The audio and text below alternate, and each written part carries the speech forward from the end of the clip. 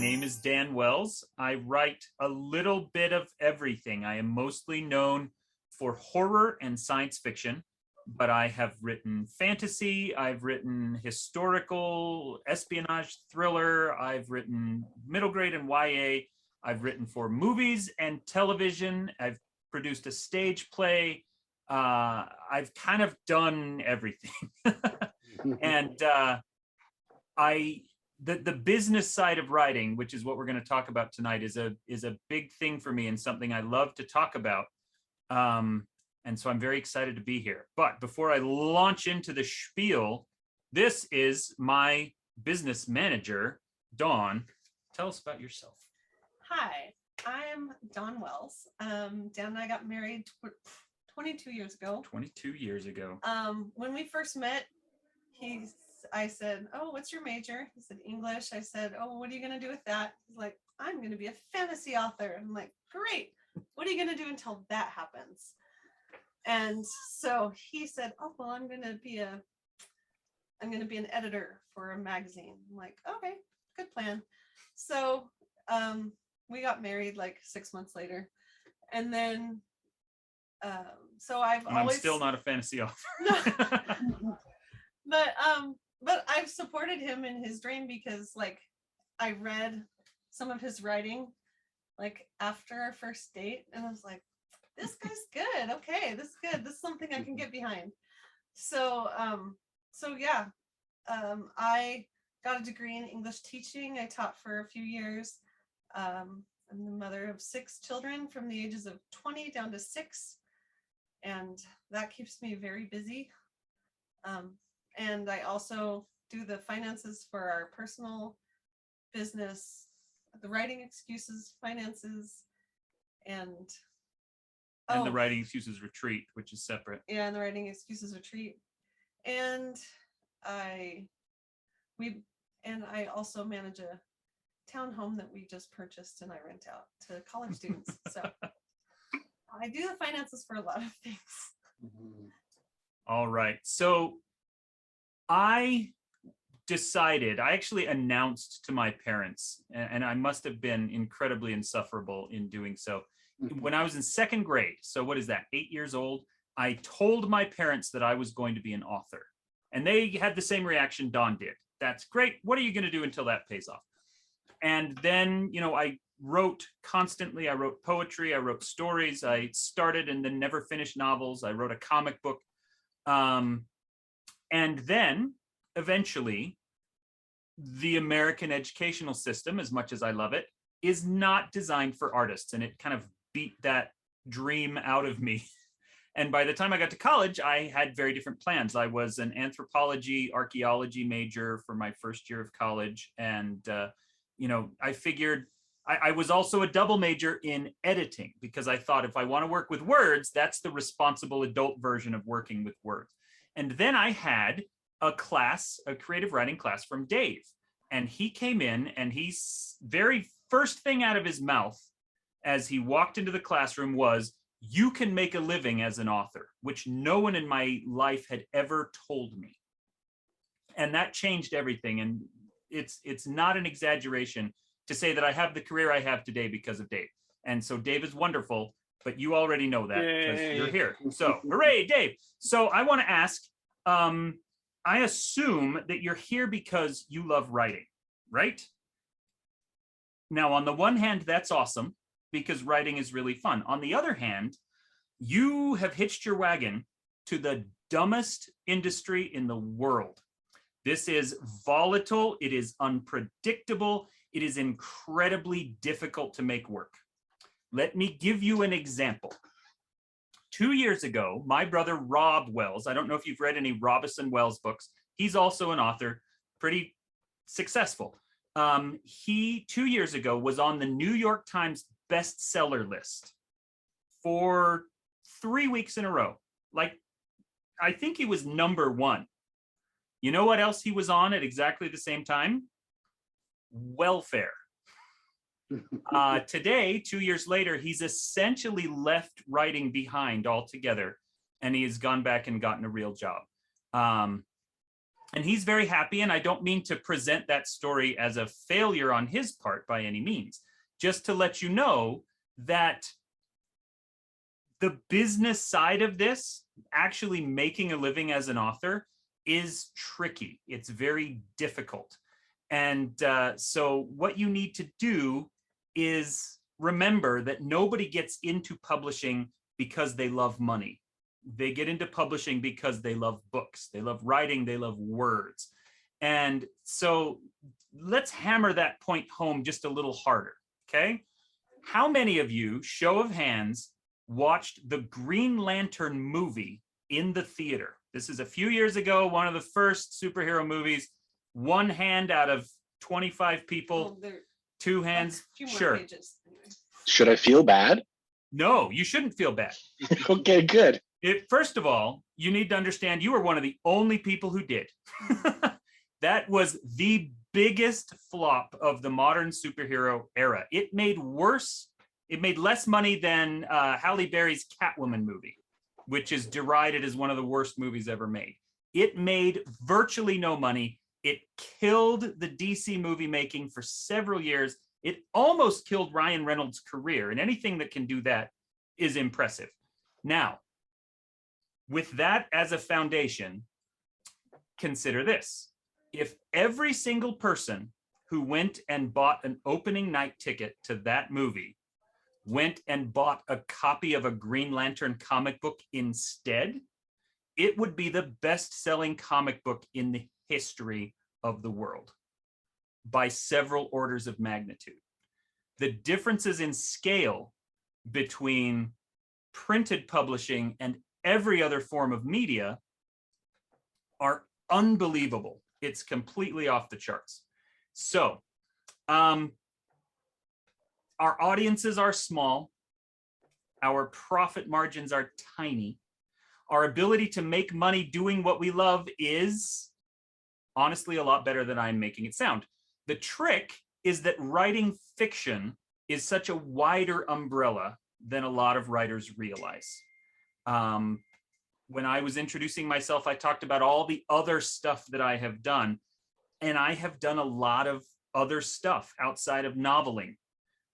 We tend to think of novelist as being synonymous with writer. And really, for the vast majority of published authors, there's a lot of other things that we dip our toes into, a lot of other baskets we can hide these eggs in so that one thing isn't going to hurt us. And because we tend to think so much about novels, that gives us a lot of blind spots. I can pretty much guarantee, if you are the writing con kind of people, that at some point you've heard someone say that traditional publishing is dead and self-publishing is the only way to make money. You've probably also heard people say that self-publishing is ridiculous and traditional publishing is the only way to make money. Both of those opinions are largely false, because people clearly are making money doing both of those things and several other things. So the one absolute that I would like to tell you is that anyone who tells you that an income stream is bad is wrong. You want to have as many income streams as possible if your goal is to make a living from your writing. And that is one of the lessons that I had to learn in order to, support those 6 children that I mentioned that I have. 6 children who, let's mention, want to eat every day, like 3 times a day. Well, they also look taekwondo lessons and like ballet and other dance and voice lessons. So don't turn your nose up at any format, any genre, any style of writing, because all of them are potential sources of income, potential outlets for your passion and your creativity. I just want to say, when Dan's career started, he started by selling a trilogy. And that's the I'm Not a Serial Killer trilogy. And then it had international sales. And that was able to make it possible for him to quit his job about 6 months after he got, about 6 I don't remember I don't exactly what it was. Well, I know that the editor called and said, hey, we want to buy your book, make it a trilogy. That was in September. And he was able to quit his job the next October. So a little over a year. It was about a year later. Okay, so let's quote some. Yes. Okay, and what I want to say is, so the first several years of his career was focused on novels. I'm like going from what you were saying about novels. So he sold this trilogy, and that supported us. So he was able to quit his job. And I'm like, because I told him, you can't quit your job until you have at least a year's income in the bank. And we know we can live for a year, because I'm like, I need to make sure that we can live before we, yeah. So we had that, and like, okay, we're good. And he had to wait until we had our baby so we could have insurance. And we had a baby that was born in the end of August. So then he quit his job beginning of October. And then a couple years later, he had the Partials trilogy, and we got a bonus from that. And then we were able to live off of that for a while. The third book came out as a New York Times bestseller, and that was really awesome. And then he sold another 2 trilogies, and we're like, this is great. And so he was very focused on novels. And those last 2 trilogies, one of them did okay, and the other one, the publisher decided they didn't need to do anything to publicize them, and they totally tanked. And we were just one of the reasons people will tell you that traditional publishing is terrible, because sometimes it is. And since then, he hasn't sold a big trilogy, and that was 2014 when he sold those 2 trilogies. And so since then, you know, those trilogies came out, and we were still receiving things. And then he's done, and that's when he's like, okay, well, I think I need to do something else, because he had this giant list of proposals. Okay, do you want me to write this and this and this? And that one, because he kept going back to the publisher whose books tanked, and they didn't want to buy anything because the books tanked. And so he's like, well, how do I sell something now, because you didn't publicize this thing that, anyway. So we've been looking at other publishers and different things, and so that's how he had to branch out. Yeah, what we're giving you tonight is a version of what I call my disillusioning presentation, because I do love writing, and I want to stress, just like Dave told me all those years ago, you can make a living at it, but there's a lot of dumb stuff to wade through. So let's, before we get into the collapse of, you know, the 2014 collapse of Dan Wells' publishing noveling career, let's talk first about foreign sales, because I think that that's a really big deal, and something that you can and should pursue, but is not necessarily something you can work toward at the aspiring writer stage. So we sold, I was very lucky, first of all, in that my very first book trilogy that was published, you know, not counting all the, you know, 5 terrible books that I wrote first and never got published because they were awful, some of which Dave had to read. That very first trilogy did sell in Germany, and I was lucky because it went to auction. Auction is when 2 or more publishing houses end up fighting over it. And so we actually got quitting money, is what we called it, from that first foreign sale into Germany. The first great thing to know about any kind of foreign sale is that it is essentially free money. Assuming that you have an agent, the agent is the one who does the legwork to sell it, and then you're just getting paid multiple times for the same product. So for example, we sold Serial Killer in, I don't even know, 20 something different markets. And some of those markets are really great. Germany paid me much more for those books than the US did, and they sold better in Germany than in the US. England paid you more too. England was and also more. So did France. The first French sale was actually really low, but then that publisher turned around and like sub-sold the rights to a different publisher for a lot more money than we realized was possible in France. Now, some of the markets are very small. We sold serial killer rights in Turkey and got about enough money to buy a turkey. Like, it was pocket change, but it was, money I didn't have before. And that's the mantra to remember from this particular talk is it's money you didn't have before. I am right now, my biggest market, even, including the US, my biggest market is actually in South America, Latin America, let's say, because it includes Mexico. I can go to Bolivia or Argentina or Mexico and get recognized on the street, which is very weird for authors. That doesn't happen in the US unless you're like Stephen King or Brandon Sanderson. It will happen to me in lots of parts of Latin America. Now, on the other hand, being a bestseller in Bolivia doesn't really translate into a lot of money because of the exchange rates. And so there's pros and cons. It's cool because I get to, pre-pandemic days, I got to travel to Latin America all the time. These days, I mostly just doing Zoom calls in Spanish with people in Chile.